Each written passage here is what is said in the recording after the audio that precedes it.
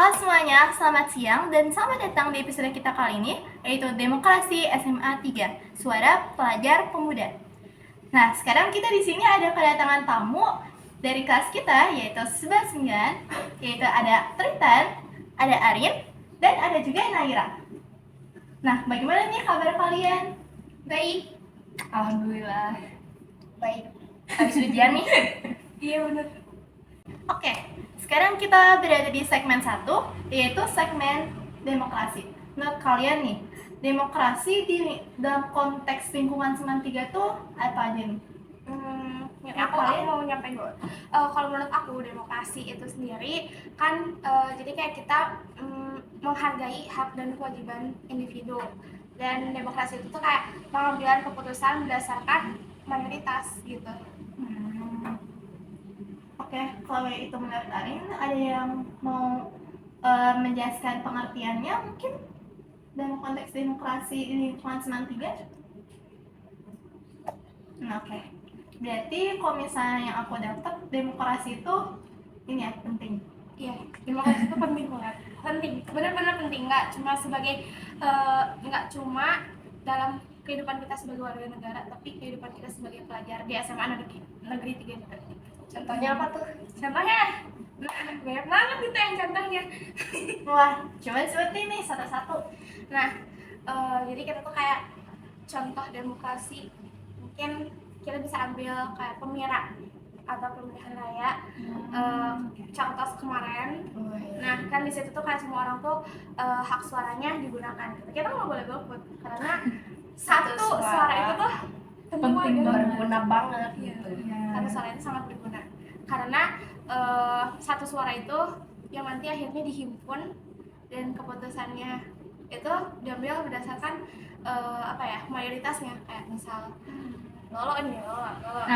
Wah, kertas kita guys. Kita sekarang lolo ya sekarang. Ya, kata SMA negeri 3. Nah, lolo ini paling banyak mendapatkan suara. Nah, akhirnya keputusannya lolo yang menjadi ketua OSIS sekarang.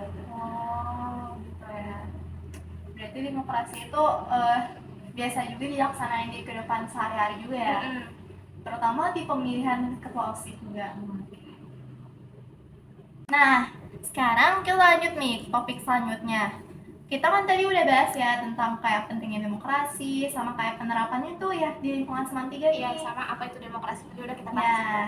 Nah, terus aku penasaran, menurut kalian tantangan demokrasi di lingkungan SMA 3 tuh kayak gimana nih? Jadi menurut aku tantangannya itu siswa tuh kurang punya kesadaran tentang hak dan kewajiban di lingkungan sekolah. Contohnya kayak misalnya pengaruh di kelompok kecil, karena kan biasanya kayak misalnya di dalam suatu kelas tuh kebanyakan pada ngambil suara yang di circle gede gitu. Iya. Daripada kelompok kecil. Jadi tapi gak jalan nggak sih kayak kelompok kecil kayak cuma berisi beberapa orang, tapi itu tuh dia mendominasi gitu. Jadi kayak justru suara mereka yang didengar. Orangnya itu kayak punya kuasa gitu ya. Ya mungkin kayak privilege kali. Ya benar. Iya ya. Circle gitu. Circle. Bentar jangan dikat dulu, maaf ya.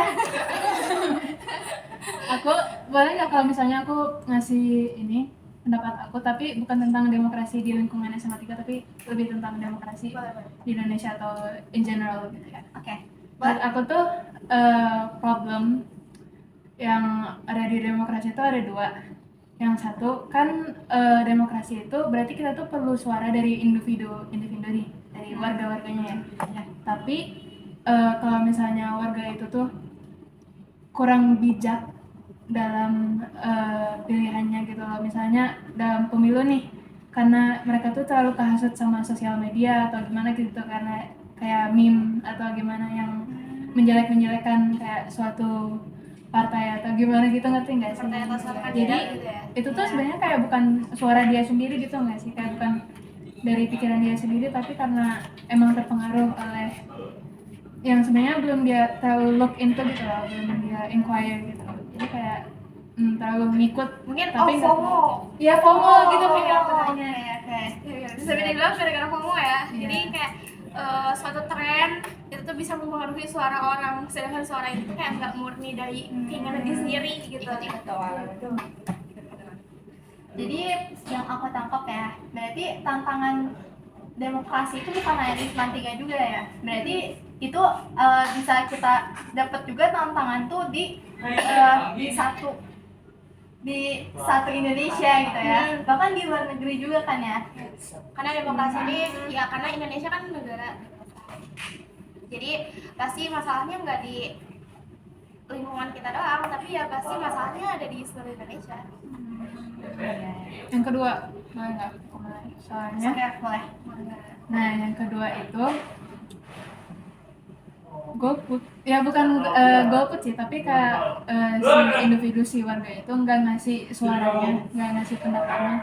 Itu tuh mungkin menurut mereka suara aku tuh nggak penting, pendapat aku tuh nggak penting kan aku cuma satu orang doang gitu kan. Tapi sebenarnya ya kalau kita pikir-pikir setiap suara itu satu suara doang gitu kan. Jadi kalau setiap suara itu mikir aku nggak penting, nanti nggak ada masukan buat si pemerintah kayak menyesuaikan sama kebutuhan mayoritas gitu. Oh iya. Oke. Berarti itu aja ya. Nah, sekarang kita lanjut ke topik ketiga, yaitu bagaimana cara keterlibatan siswa dalam pengambilan keputusan. Nah, tadi kan kita tuh udah bahas ya tentang demokrasi, pengertiannya, sama tantangannya. Nah, menurut kalian nih, bagaimana nih cara siswa bisa terlibat dalam pengambilan keputusan di Seman 3 ini?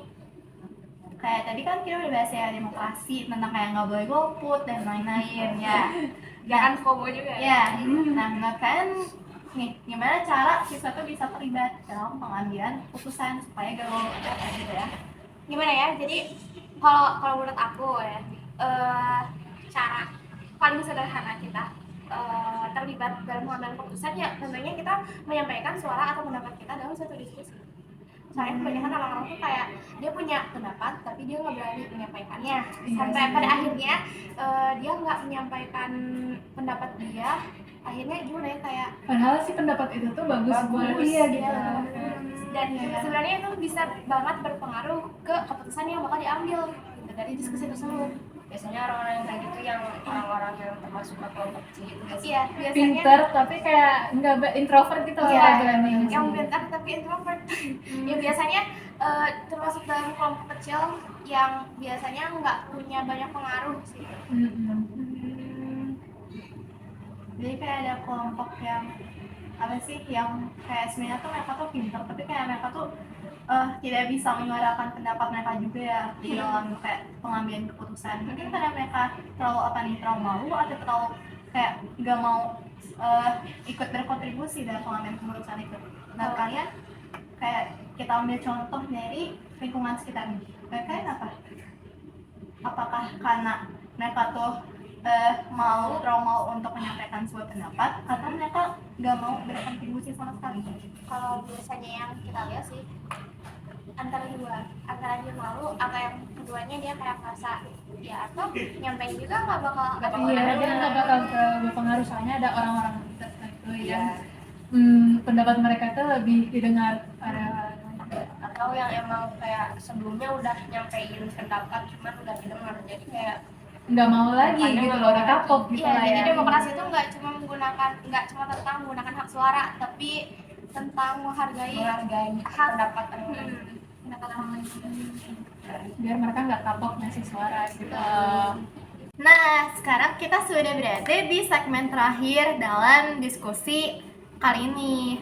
Nah, setelah itu kan kita tadi sudah membahas banyak banget hal kayak tentang demokrasi dan lain-lain. Nah, terus pertanyaan terakhir, bagaimana nih cara kita tuh bisa mengimplementasikan demokrasi dalam kehidupan sehari-hari? Kayak biasanya kegiatan yang kita lakukan itu butuh demokrasi atau enggak nih menurut kalian?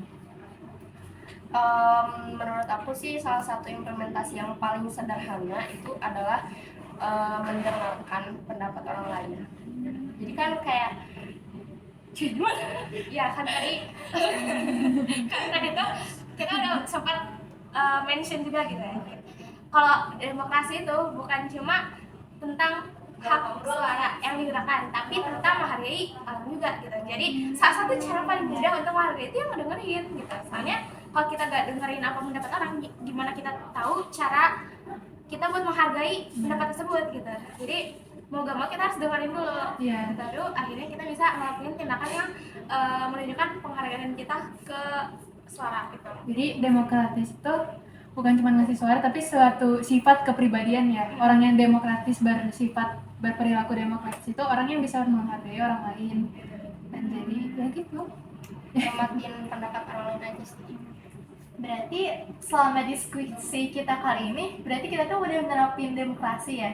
Iya, Iya, bisa dan Kita kan saling mendengarkan ya. kita kayak mendengarkan dan Aku kita mendengarkan menghormati pendapat kalian, kalian juga kayak mendengarkan pendapat aku juga. Berarti, wah kita udah hebat banget ya sih, kita udah nerapin perilaku langsung demokrasi bikin ini dalam presentasi diskusi ini. kali ini. secara gak langsung kita menerapkan demokrasi dalam podcast kita kali ini. Wah, keren. Keren. Conclusion. Nah, sekarang kita sudah sampai nih di penghujung acara. Nah, tadi yang aku udah dapat kesimpulannya, kalau misalnya tadi tuh demokrasi itu bukan sekedar kayak golput juga ya. Tapi lebih dari sekedar lebih dari sekedar mendengarkan pendapat orang lain juga. Nah, sama kayak kita tuh ternyata demokrasi itu bisa diterapin dalam kehidupan sehari-hari dengan kayak kita tuh mendengarkan pendapat orang lain juga ya. Sama kayak kalau misalnya kita mau menyuarakan pendapat kita terhadap suatu keputusan, maka kita suarakan saja karena keputusan itu berlaku kepada semuanya juga ya. Karena suara kita tuh berpengaruh banget gitu buat mengambil keputusan yang ada. Nah, kita udah dapat kesimpulan nih guys. Nah, karena kita sudah mendengarkan berbagai pendapat juga dari ketiga tamu kita ini, maka kita apresiasi pendapat kita. Kita apresiasi pendapat kita semua ini.